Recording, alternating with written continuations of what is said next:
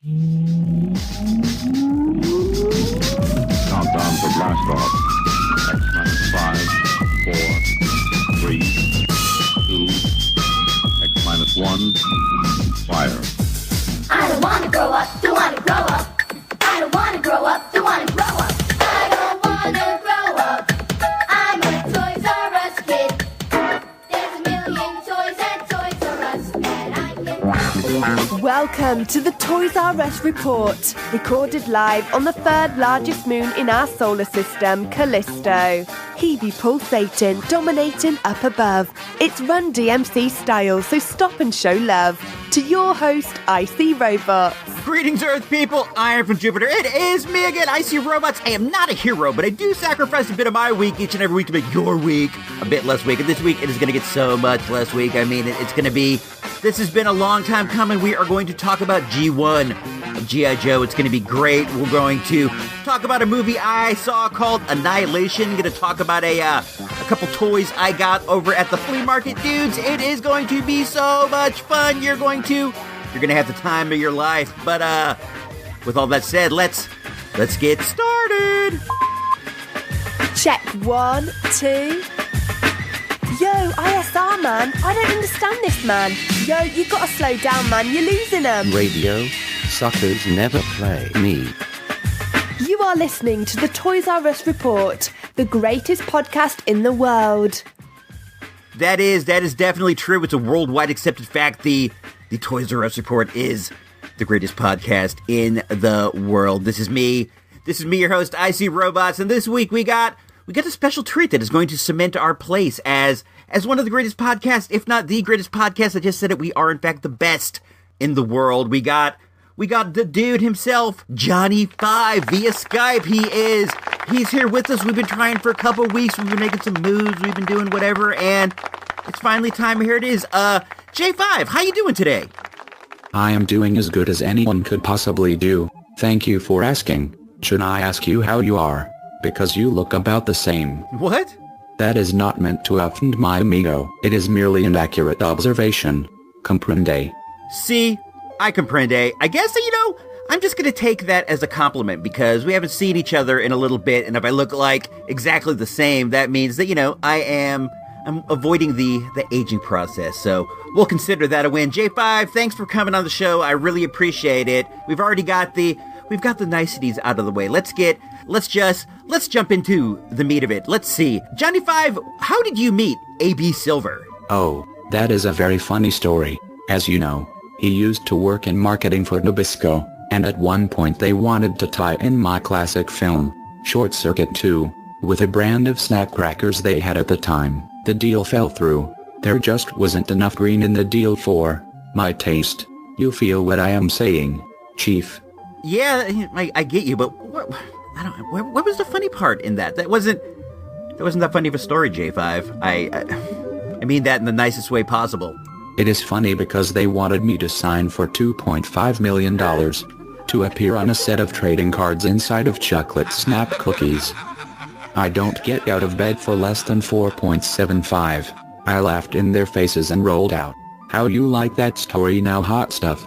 Hot stuff. That's a bit of a better story. I would have liked to have seen those trading cards though. That would have been cool. You weren't excited about that, being on a set of cards instead of cookies? That would be like the dream for me. That would be like my lifelong goal. That's so great. I can't believe you turned that down. See, champ, that is why you are where you are, and that is why I am where I am. You think small. I don't think I think small. I just think that I would like to have been on a set of trading cards. I don't want to be on the cards.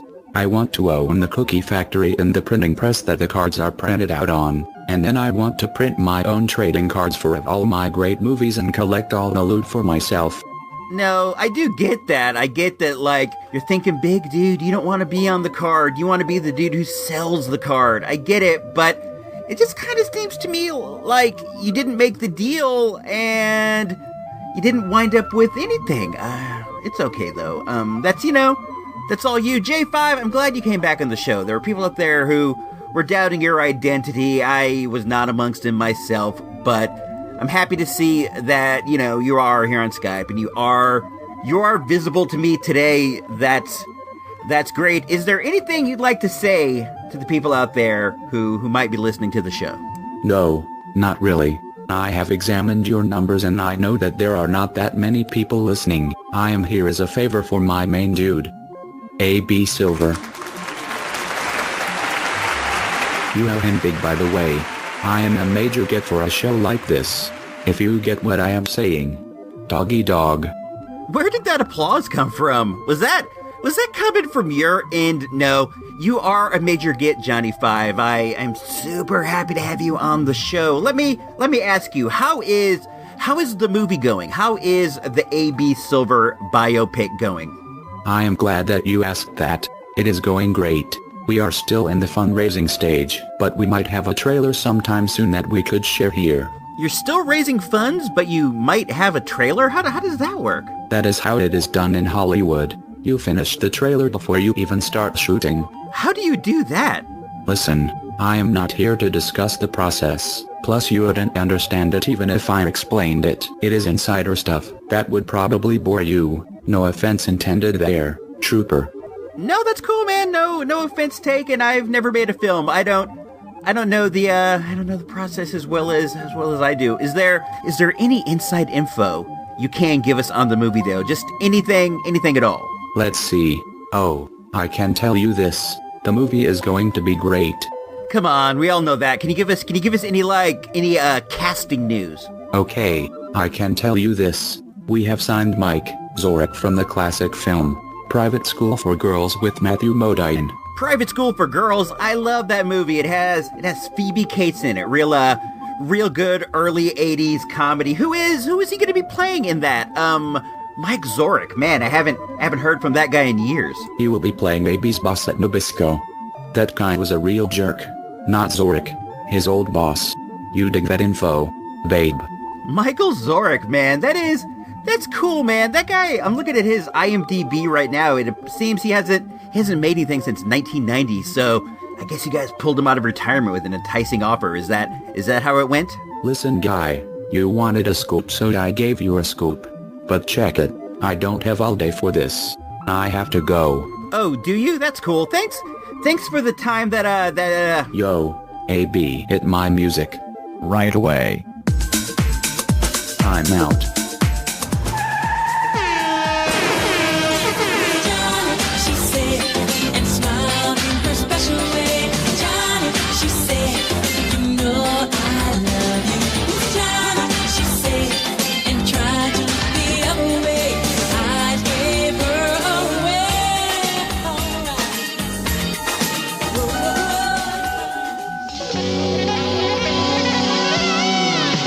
Alright. In a moment, at the movies, without Ebert, Siskel, or even that dude Roper. But you got Icy Robot, so that's something, right? People rely on the police to keep them safe. If a man really wants to protect what's his, I'm sorry, Dr. Kersey, nothing yet. he has to do it for himself. You're not a cop. Somebody has to do it. Who else was there? You look much better. Whatever you're doing, keep it up. I will. Death Wish. Rated R. I'm still tripping on that Johnny Five. Who's Johnny? They say, whoa, whoa, whoa. That's a good one, man. I wish it wasn't tied with Johnny Five like that, but that's a good song, El DeBarge. You came through with that, I gotta admit. So, I went to see Death Wish, the latest Eli Roth joint, the latest Eli Roth jammy. I'll admit it, dude. I am an Eli Roth fan. I've heard him interviewed a bunch of times, and I think that he's a fun, interesting dude, and I do think that he is capable of making a compelling movie. He has in the past, whether you like that kind of stuff or not. You know, Hostel's kind of a compelling film, and I also thought that Green Inferno, his latest before this, the Cannibal Jungle flick, I thought that was a compelling movie too. This one, I don't know. I see what he was trying for, and we can talk about that in a bit. This is a remake of the classic Charles Bronson film Death Wish. that spurred the franchise, the Death Wish franchise. The movie stars Bruce Willis, as well as Elizabeth Shue, and the guy who was Hank on Breaking Bad is in it. And then there's some other dudes. This isn't the biggest production in the world. The story of Death Wish is this: a man is pushed over the brink because his family gets murdered during a robbery. He goes from being like a mild-mannered surgeon. Bruce Willis plays a surgeon, if you can picture that. That's like when Denise Richards was a scientist in that Bond joint. But at any rate, he gets pushed over the brink, and he takes the law into his own hands. He goes out there and he avenges their murder by murdering. He does that thing that we all fear we might do. He turns to the dark side. He takes two wrongs and he makes them a right. At least in his mind, I guess. He's just out there blapping. Everybody who gets in his path, everybody he sees, blap. And the city starts to, they start to get in his side. The police, they kind of turn an eye to what's going on. But all the while, he's looking for the ones who did it. He's just, out there blapping anybody he sees committing a crime. But he has a mission. He's looking to avenge the murder of his family's. The city gets behind him. They call him the Grim Reaper. There's like this social media aspect to the whole thing where somebody films him doing a murder, and they post it on YouTube, and he becomes like this media sensation. It's all they're talking about on the news.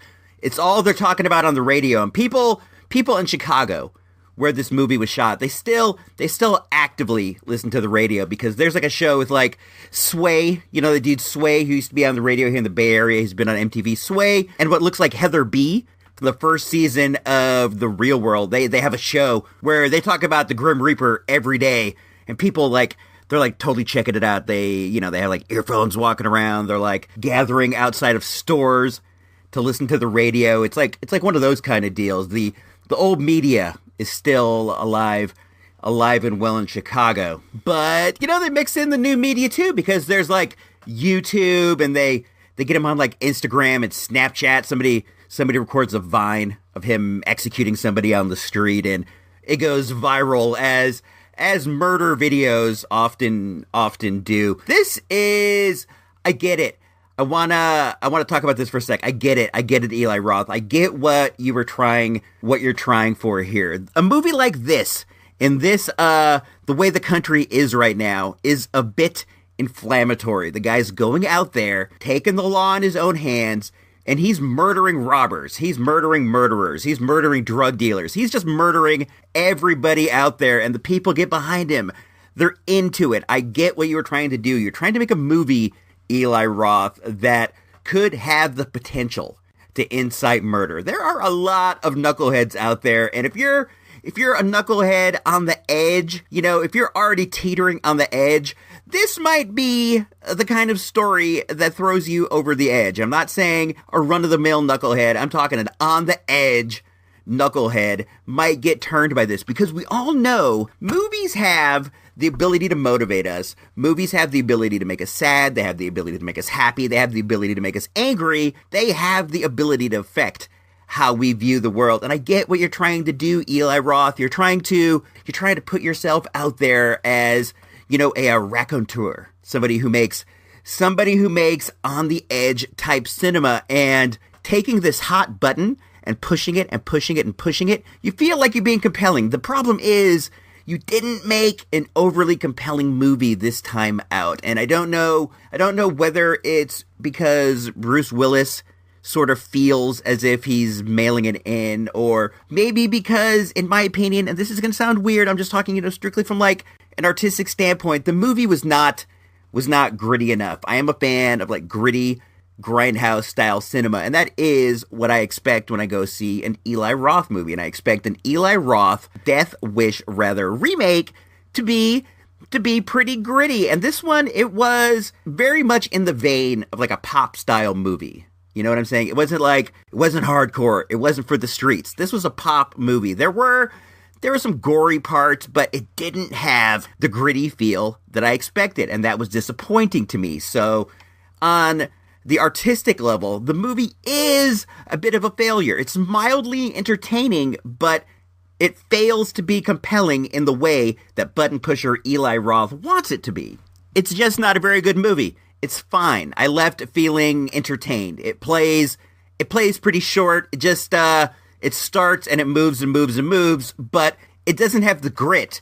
So then in the end, when Bruce Willis completes his mission, there's no satisfaction because there's just not a lot there. I don't know, man. I want better movies from Eli Roth. Now look, I realize Eli Roth isn't, he's not like a genius master filmmaker. He's not a George Miller, but the dude does have the ability to make a gritty grindhouse movie. And I want him to get back to that. I think that is in there. And this was a higher profile Eli Roth movie than I am used to. When Green Inferno came out, I was really surprised that it even opened here. To be honest with you, he is a sort of a star on the border.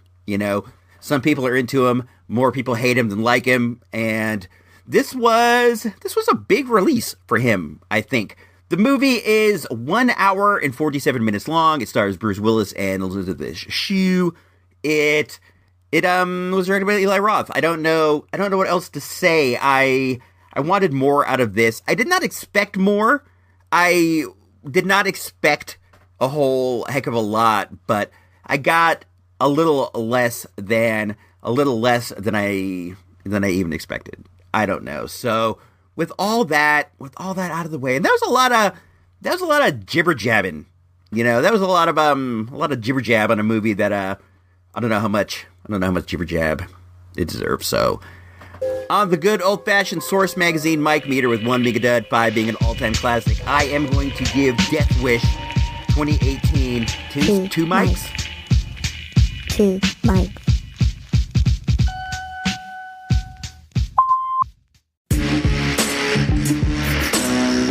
On this episode of the Toys R Us Report, we present a special chamber, a retro toy roundup on G.I. Joe Origins, early action figures and playsets.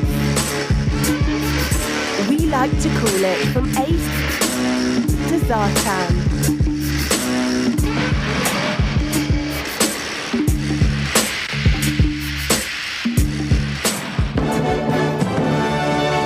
Series 1, 1982. 1982 saw the relaunch of Hasbro's popular G.I. Joe franchise. Along with the popular action figure line, they launched a comic book through Marvel and a cartoon through Sunbow. G.I. Joe was poised to once again rule the toy world.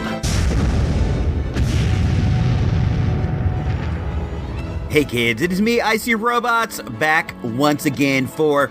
This is something I've been looking forward to for like a long time, man. We are going to take a look at Series 1 of G.I. Joe, which came out in 1982. I was such a big mark for these when they came out, man. I was into Star Wars figures like nobody's business, and the first time I saw a G.I. Joe was through my friend Andy. He was always ahead of me as far as toys went, and he brought one over, and I was completely blown away by the articulation. A Star Wars dude typically has articulation at the shoulders and the hips and the head. A G.I. Joe has elbows and knees, and it was, once I saw G.I. Joe, Star Wars was over. When G.I. Joe dropped in 1982, it came up with 16 action figures and 8 vehicles. Initially, I planned to do the entire thing in one big run-through, but this flu I've been dealing with it's thrown everything in my life out of whack. So what we're going to do is, first we're going to take a look at the action figures in this episode, and then we're going to come back next episode and take a look at the vehicles. It'll be fun, man. A little delayed gratification never hurt anyone. Okay, so what I'm going to do is I'm going to run through the figures one at a time. This is going to include the figures that came packaged with vehicles. I think it's better to just break it up. Figures, vehicles. The first guy alphabetically is Breaker.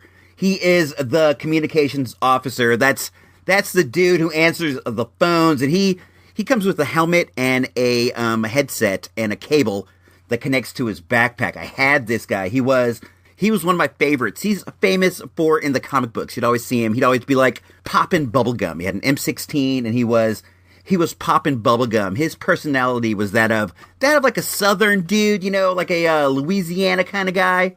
I dig his backpack communicator. I didn't dig that he didn't come with a gun. I think that all the guys should have come with a gun. You may have the specialty of being a dude who answers the phone, but your first mission is always that of a infantry type dude. I also would have liked to have seen him with one of those big cell phone style, like Vietnam style cell phones that you see in the movies instead of the backpack, or maybe with the backpack. But I did think it was dope how the helmet actually plugged in. The second guy was Clutch. He came with the Vamp. That's the Jeep. I had this guy as well. I actually have him now. I have Breaker too. I have a lot of the first series toys. That's the stuff that's really, really important to me. He had a helmet. His helmet has pegs in it where you can put a visor, but he did not in fact come with a visor. If you check out Clutch's file card, you can see some fun notes in there. He greases his hair with motor oil, rarely shaves, and he chews on the same toothpick for months. I am not like a toothpick chewing dude. Scary. Hey, you want a toothpick? Sure. I think that's interesting. I always wondered if dudes like switch them out all the time. Not Clutch. He'll keep the same one for a month. He also has some interesting specialties. He's a advancedly trained infantry dude. He has covert ops abilities. He is an executive bodyguard, and also he went to a ranger school. Those things all seem important, and it would help him get a job after his military career. Not only can he drive, he can also bodyguard. The next dude is a Flash. A Flash is the laser rifle trooper, and he comes with a helmet that has the visor holes as well as a visor, and a laser that attaches to his backpack. This is the one and only Flash action figure. I remember thinking about that as a kid. What was the purpose of a laser trooper when it seemed like every single dude in the cartoon, Cobra or Joe, had a laser gun? It could be that they were maybe shooting tracer bullets, but when you watch the show, it looked like every single shot was a laser. Let's see. According to his file card, his secondary specialties were chemical detection and decontamination. On a squad like this, most of the dudes have like one or two different specialties. It's more like a Delta Force kind of an operation where you have like a small team of dudes who can each do many different things. If you're out there in the collector world and you're looking for a Flash, according to the guides that I've seen, the cord that goes from his laser to his backpack has to be perfectly straight to be considered mint. And then the next dude you have is Grand Slam. Grand Slam and Flash have practically the same uniform. They have the army green, and then they have sort of like it looks like a catcher's, like a baseball catcher's equipment in the front. It's red, and they have the breastplate as well as plates on their legs and their arms. Grand Slam is the laser artillery soldier. He's the dude who has the big laser cannon. He came with that vehicle. The HAL is the name of that. We'll talk about that in a bit. He has a helmet as well as a visor, to protect him from laser beams. And while he didn't appear very often in the comic book or the cartoon, Larry Hama is the genius behind all this stuff. He gave him some interesting personality traits. Outwardly soft-spoken and calm, intelligent enough to have doubts about his own sanity, was a late bloomer, rather, and he still exhibits discomfort in social situations, indulges in escapist fantasy, i.e. read science fiction. So, basically, our homie is a nerd, and I can get behind that. The next guy on the list is Grunt. If you ever get the chance, check it out. Grunt and Grand Slam have the same head, but the hair is a different color. The widow's peak is a different color. I'm into Grunt. I dig him. I dig how plain he is. He is the G.I. Joe infantry trooper, and he has an M16 and a helmet and a backpack. I like this dude so much that I dedicated an entire episode to Grunt. Episode number 30 of the TRU RPT is dedicated to good old Grunt. I don't know, man. I just liked how he seemed as if there was going to be a dude that you would name G.I. Joe, it would be Grunt's the Grunt. He is the soldier. The next guy up is Hawk. Hawk is the missile commander. He came with the MMS, the mobile missile system. His equipment is a helmet and a visor. He's pretty plain. He has some silver painted on him. It looks as if Hawk and Grunt share the same body. You can see the grenade indent, and there are some details as far as color that differ. But as far as like their appearances, it looks like you could switch the heads back and forth and not even be able to tell it different. Hawk came from a wealthy family. He's a West Point graduate. He was the first leader of the team. At first, he was a colonel, then he becomes a general, and then eventually he becomes a brigadier general. Brigadier General Hawk. He was the top guy, but he started off tossing missiles for the Joe team. So, man, there's always a chance for some upward mobility in the military. Mobilitary, I guess. The next dude on the list is good old Rock and Roll. He's another favorite of mine. Rock and Roll is the machine gunner for the team. He comes with a helmet and an M60 with a small little stand, a two-legged stand. I dug him. He has like bandoliers of M60 bullets across his chest like he was Sergeant Rock. And I also dig that he had like an authentic gun. That was one of the things I liked about some of the original Joes. They had authentic military weapons that I would see on TV and stuff, and the M60 and Rambo and stuff, that was definitely something that was ingrained into the mindset of every kid at the time. Rock and Roll is another dude that I dedicated an entire episode. TRU number 50 is all about rock and roll. I go through every rock and roll action figure, everything that you would ever want to know about dude. He's kind of like a California guy, he has a blonde beard, and sometimes in the comics he had long blonde hair. His figure doesn't have long hair, but it is bearded, it is blonde. He's a lot like Grunt. I really like his authenticity. He seems like a dude who could be coming right out of Vietnam. I like everybody else from that era was really into Vietnam. Vietnam wasn't like the distant past like it is now. It was a very, very recent past, and there was just something about the savage brutality of the war that was fascinating to a kid. Next up is Scarlet. Scarlet is the counterintelligence officer for the team. She has a crossbow, and she wears like a bodysuit. She has red hair. The suit is beige, and her arms and legs are green. When I was coming up, I lived next door to this kid named Tim, and me and this kid, we did not get along, but we would from time to time hang out. And one time I was walking over by his garage, and I saw him in there,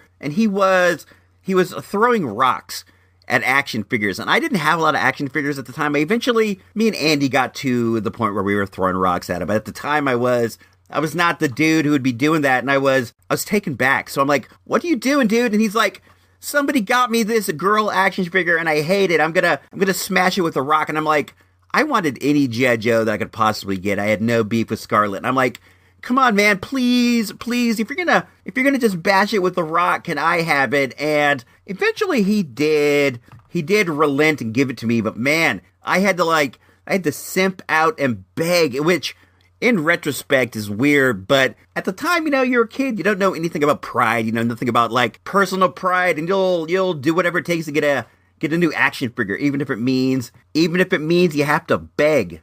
I plan on talking about this kid Tim at a later date. He was my neighbor when we first moved to California, and his dad ran like a plumbing business, and they were pretty well off, and this kid was such a jerk. Eventually, we ended up having this giant Apple war that turned it was like a neighborhood Vietnam. I'm going to save that story to a later date. There are betrayals and spies, and man, it's something. But we're halfway through the figures. Let's take a quick commercial break, and we'll be right back with Snake Eyes and a bunch of other fun dudes. It's going to be great. He'll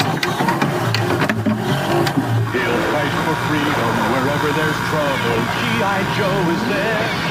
It's here, the G.I. Joe collection. Infantry trooper, codename Grunt. Bazooka soldier, codename Zap. Motor soldier, codename Short Fuse. Laser rifle trooper, codename Flash. Ranger, codename Stalker. Communications officer, codename Breaker. Machine gunner, codename Rock and Roll. Counterintelligence, codename Scarlet. Commando, codename Snake Eyes. Each sold separately. G.I. Joe from Hasbro.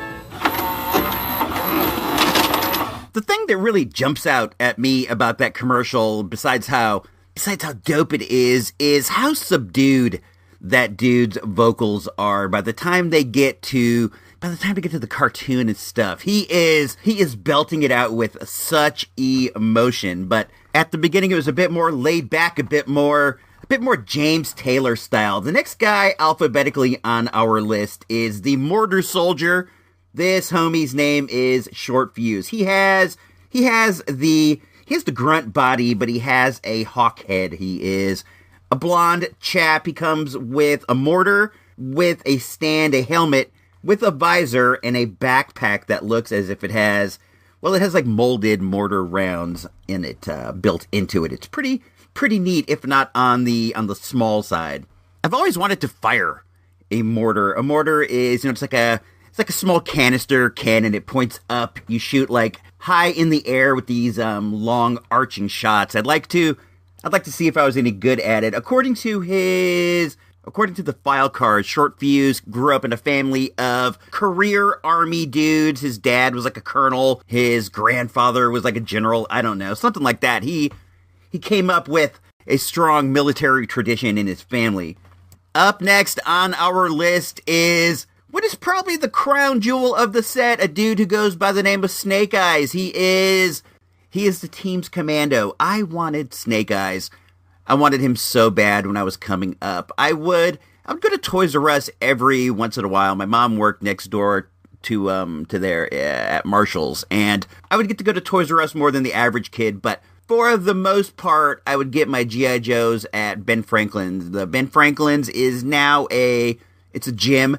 It's Stan Bennett's gym over there in the Oliver's shopping center. But when I was coming up, it was my G.I. Joe go-to spot, and I would go up there all the time with my pennies, and I would look for Snake Eyes, but I could never find him on the peg, but I eventually wound up with him. Let me tell this one really quick. There's like a swimming lagoon here in town called Spring Lake, and we used to go there. We used to go there a lot when I was a kid. I haven't been there in many years. It's fun.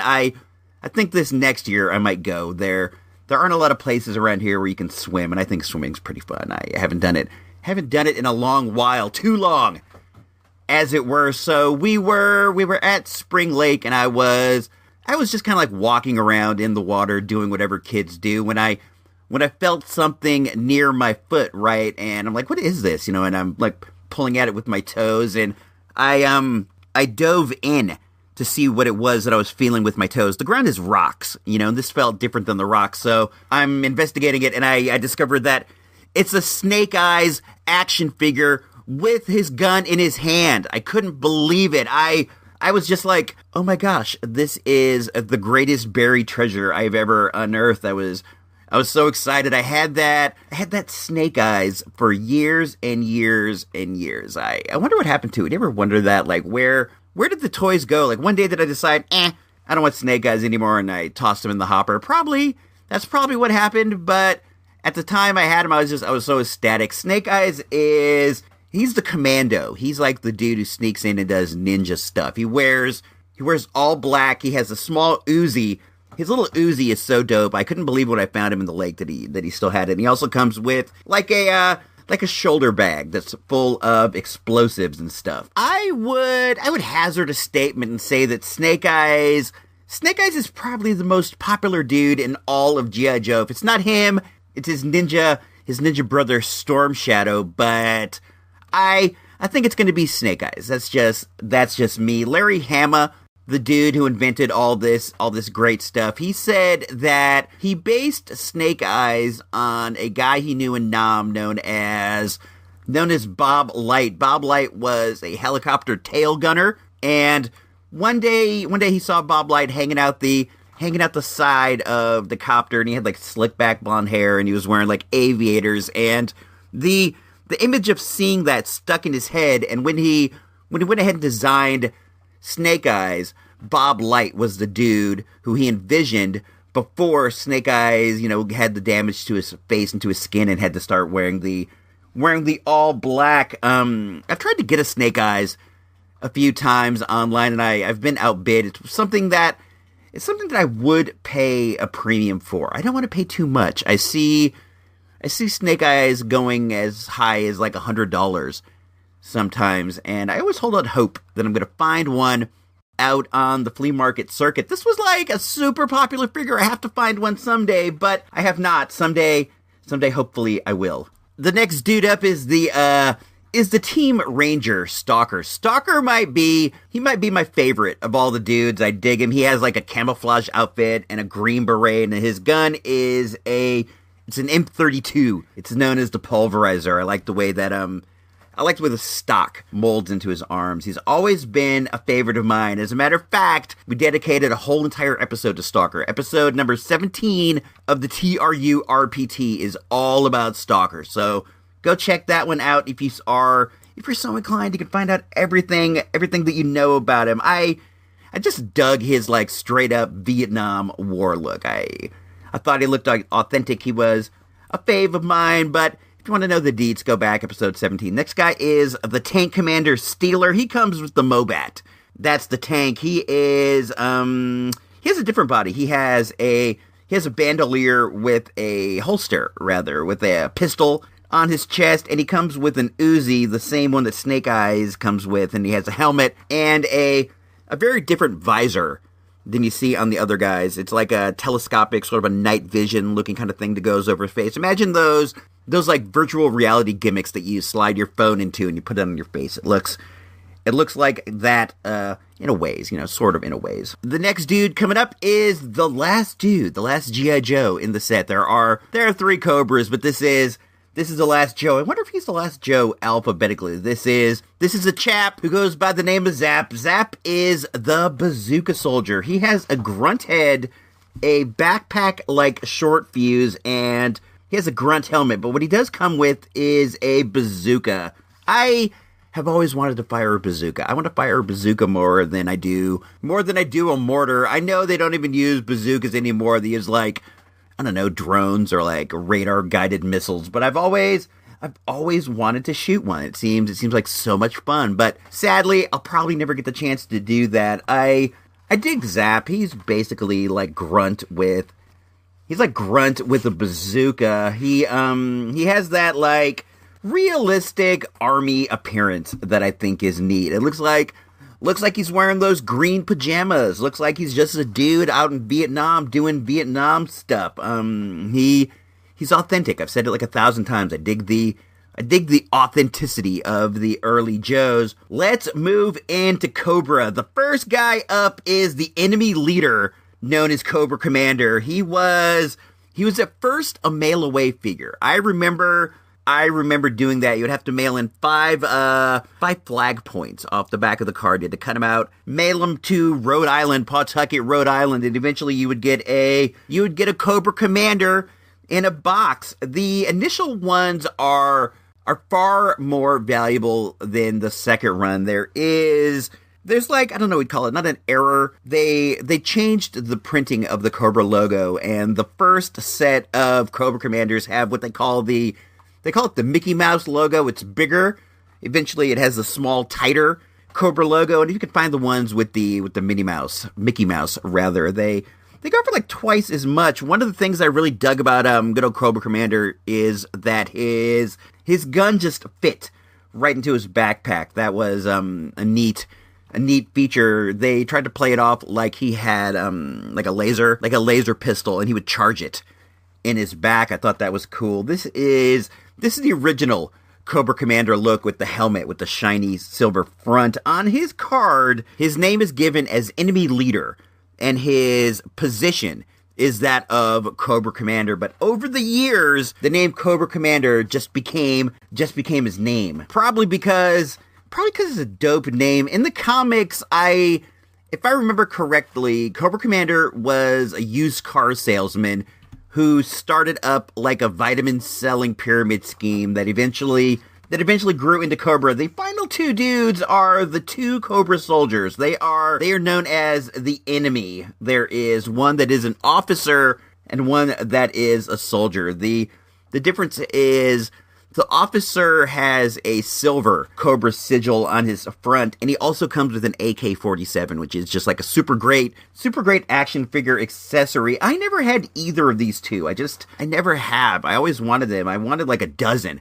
I would always buy a different guy instead of buying somebody I already had, and I always found these two to be so nondescript that I would go for one of the more like flashy Cobra guys, like a Destro or, Major Blood or a I don't know, just any of them, man. But these guys are great. From what I've seen in the secondhand toy game, the silver logo wipes off super easy. So if you see one that has no logo, it more than likely was an officer. The red stays a lot better. The red guy has a sniper rifle, which is kind of cool. It has a scope on it. I never had these dudes.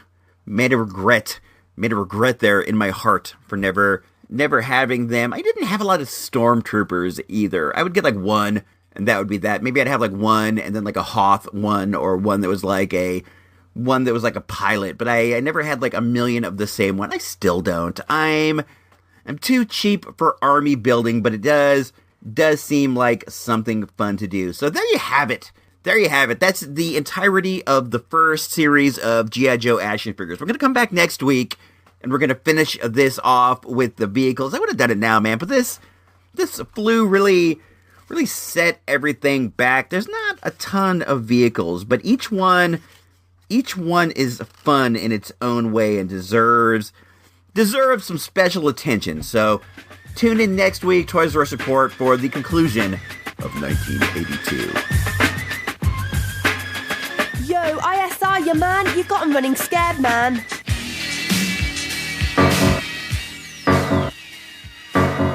You've made it this far. It's time. The final segment.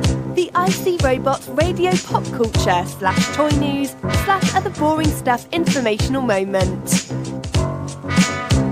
All right, my dudes, here we are for the final segment of the show, the one in which we tie up loose ends, talk about this and that, things going on, things I bought, maybe some TV that I watched, sometimes comic books, I don't know. Lately, though, I've been starting this segment off with some iTunes reviews. If you go out there and you take the time to write a nice review about the show over on iTunes, you can find it under IC Robots Radio, the whole network name. If you go and you do that, I'll read it on the air. I appreciate it. I appreciate the effort. It helps, man.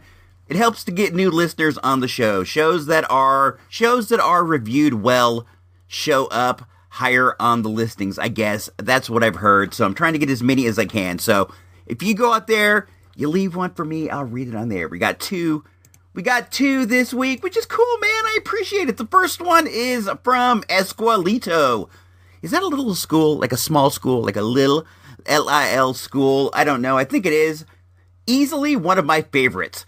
Thank you for sacrificing a little of your week each and every week. I appreciate that. I don't mind, though. I have fun. I've been searching for shows that encompass all things nerdy, and this show is the more explosive than a GPK atom bomb. From comics to movies, action figures to classic hip-hop, it covers it all. I especially love the bits about the treasure hunt at the dig. Remember to check out Secondhand Coats, my dudes, and get ready for some interplanetary space flight.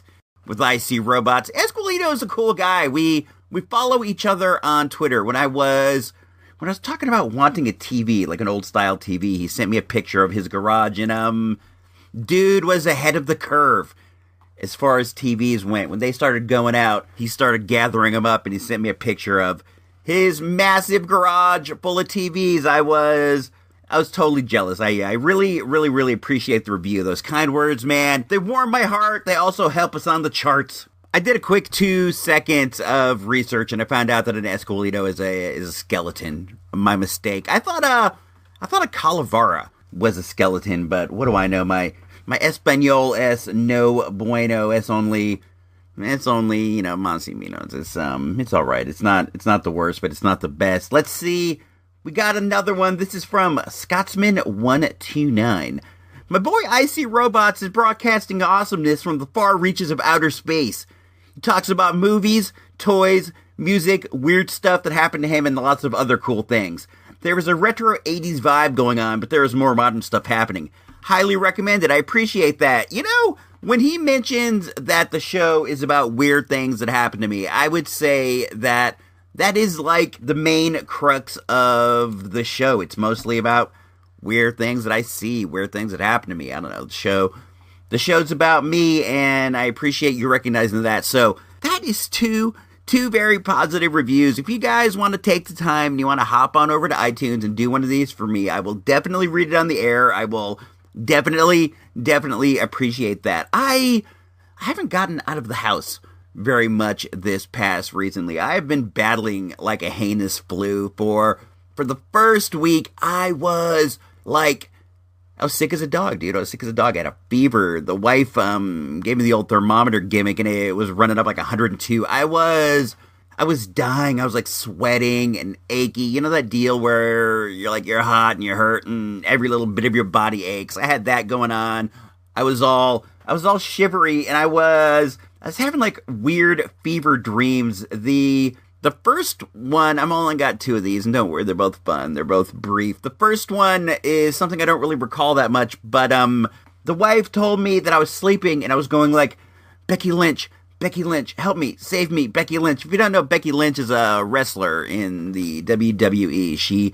She's the Irish lass kicker. She seems like a really nice gal. She's never been a favorite of mine. I wouldn't say that I don't like her. I do like her, but it's weird that she was the one coming to me when I needed help, or not coming to me when I needed help. I guess I don't know. But for the second one, there's like a network tie-in. I was on Facebook, right, doing whatever, and I get a message from Gino Vega, and in the message he tells me that the Young Bucks have invited him to join the Bullet Club, and he's decided to accept and form the Vega Club label underneath them. And I'm like, that's cool, man, because I'm not a hater, I'm happy that he was getting these kind of props. I go, that's awesome, dude. Where'd they find out about you? What happened? Tell me the deal. So they're like, oh, well, they listen to my pod. They think it's great, and they want me to join the Bullet Club. And I said, that's cool. Do they listen to my show? Did they say anything? And he's like, well,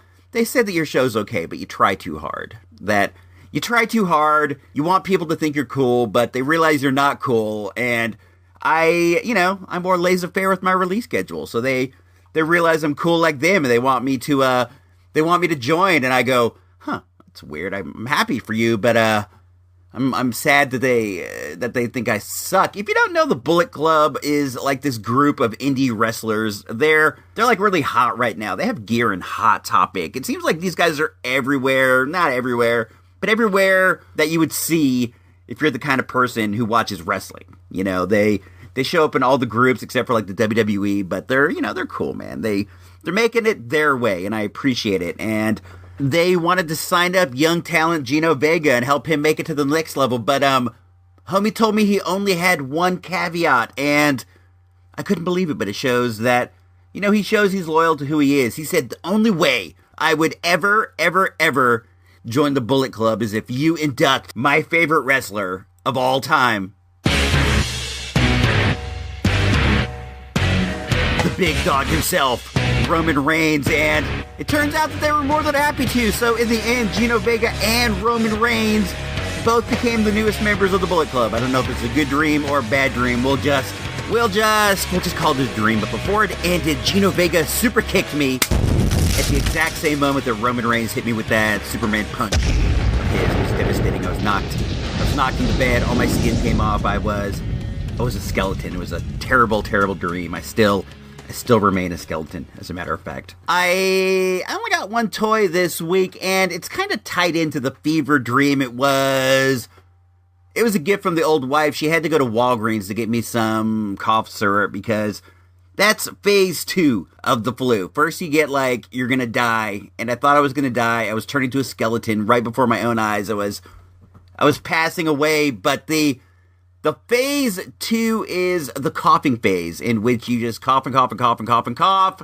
and you can't stop. So she went down to get me some cough syrup, and while she was there, she was nice enough to like look at the toys and see if there was anything I wanted, and she found a WWE Elite Series Becky Lynch. This was fresh off the Becky Lynch fever dream. The Elite Series are kind of like Marvel Legends. They're on scale with Marvel Legends, and I have one. I have Charlotte Flair, and I bought Charlotte because she came with like her super sweet Ric Flair robe, and when I got it, I said the only thing that I thought was missing was a title belt, and guess what? Becky Lynch has the WWE SmackDown's women's title. So I opened the box, got it out, immediately gave it to Charlotte. I wondered about the poor Becky Lynch action figure that's been packaged with this belt for like a couple years now, and the whole time, all they've been thinking is, I can't wait to the day I get opened up and I get to play with that belt. And the second she got it,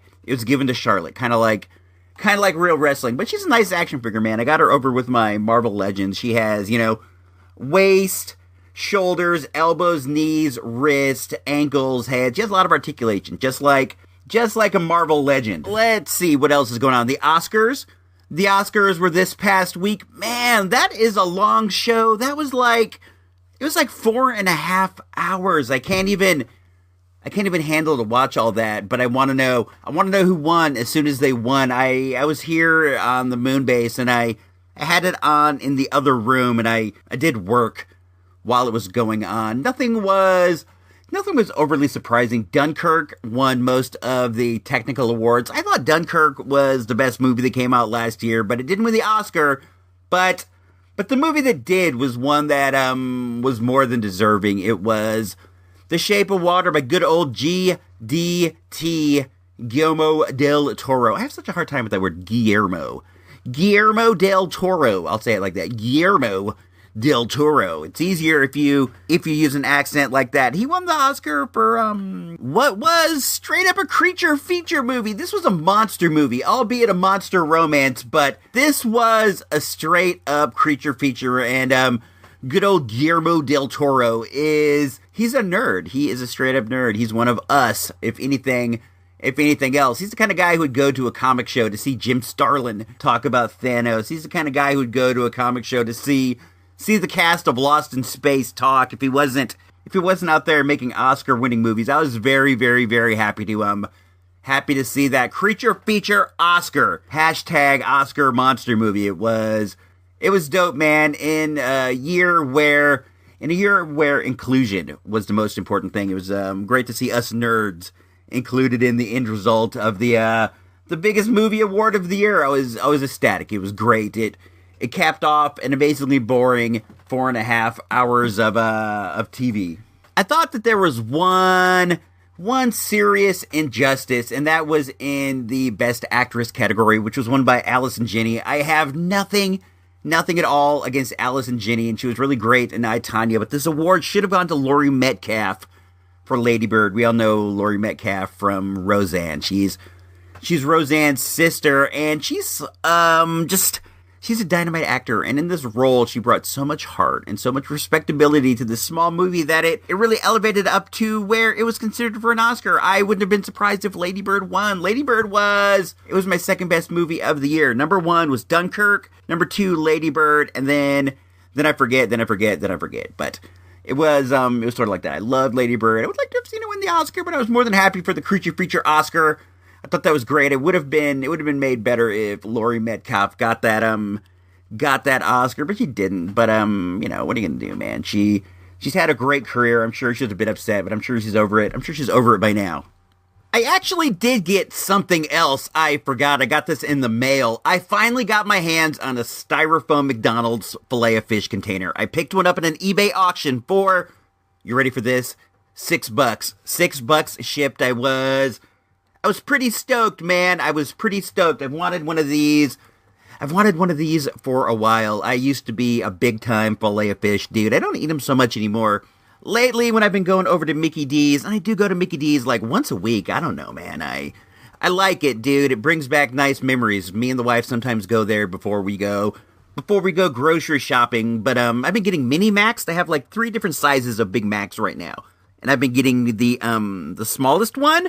It's good, man. A Big Mac is gigantic, so this is about the right size. Sometimes they have a bacon McDouble. I'll get one of those. What you got to do though to like try to save on the calories is you get like a side salad as opposed to a thing of fries, or maybe you get like a small fries and you share it. You gotta cut corners like that, man, as you age. You know, you don't need the sodium, which is something I thought I'd never say in my life, but you know, a lot of sodium in a frizz eyes, you know, so you gotta watch that, and you get the side salad, and you know, you mix it up a little bit, get some roughage. Sometimes we'll also get like a 6-piece McNugget to share, you know, and we'll eat our burger, our salad, and our nuggets. It's, you know, it's okay. My favorite nugget sauce is sweet and sour. That's always been the way that I am. I do like a nice barbecue, but I do like sweet and sour the most. I haven't had the chance to get any of the Szechuan sauce that they dropped over there, but next time I get nuggets, I'll give that a shot, and I'll let you guys know what we think about that, because I'm sure you're on the edge of your seat thinking, what is IC Robot's favorite nugget dip flavor? Now you know, sweet and sour. I also bought myself an empty can of Tab. I have these weird memories of Tab. Tab,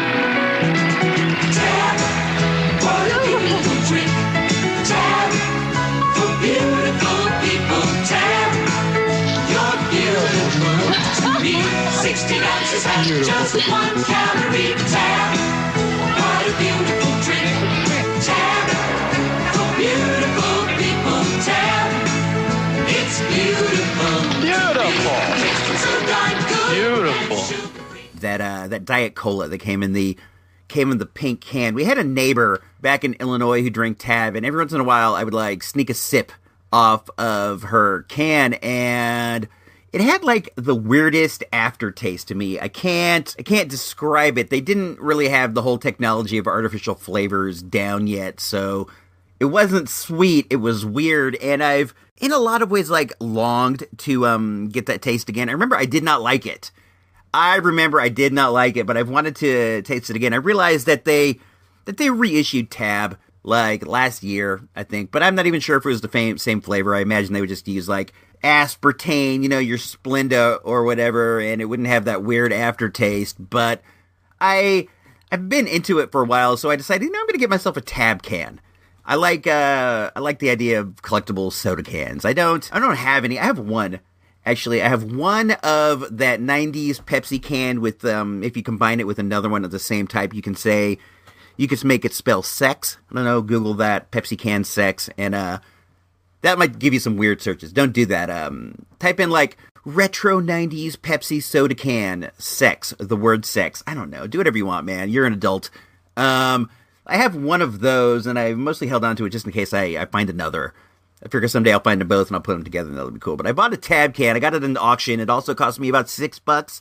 I like to go for auctions, kind of keep an eye on them and see if I can swoop in sometimes and get some bargains. And I got a bargain on this. I like soda cans in the sense that they are really, really ephemeral. You know, they weren't meant to be collected or kept, so it's not something that you see all the time. But I don't even think there's that many that I would really want. You know, the Pepsi Sex can, the Tab can, maybe like a Jolt soda can. I might be into that too, but I don't know. I might not. If I saw one at the flea market, I would get it. But again, that's been reissued. I understand that it's still available all over the place, so it's not quite the same as a Tab. What is your guys' favorite soda?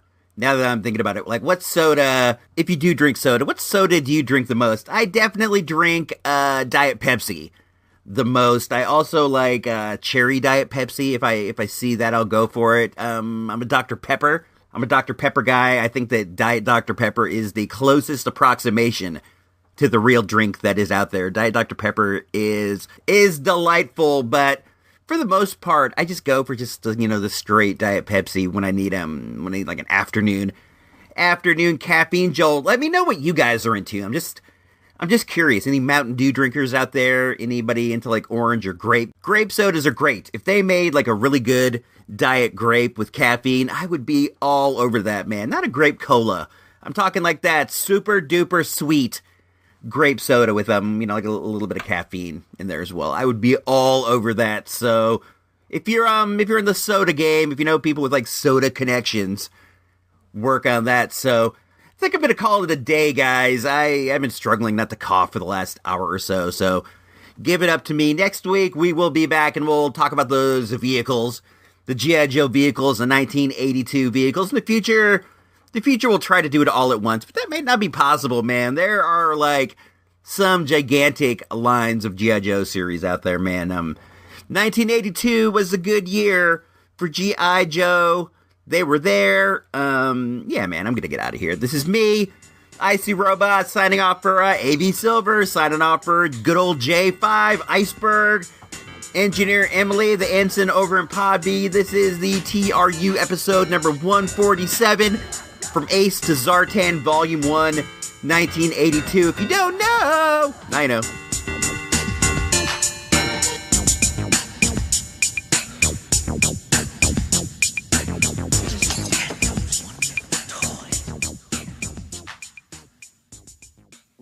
Come on! Everybody love everybody! This is 36 KICU, San Jose, San Francisco, Oakland.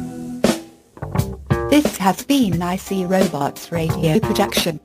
IC Robots Radio is a listener-supported endeavor. If you like what we do and we make your day a little easier, please consider tossing a few bucks our way to help keep the life support running. All money collected goes to help us prepare for future space pirate attacks. Go on over to supportthereport.com for all the details. Thanks and have a great week.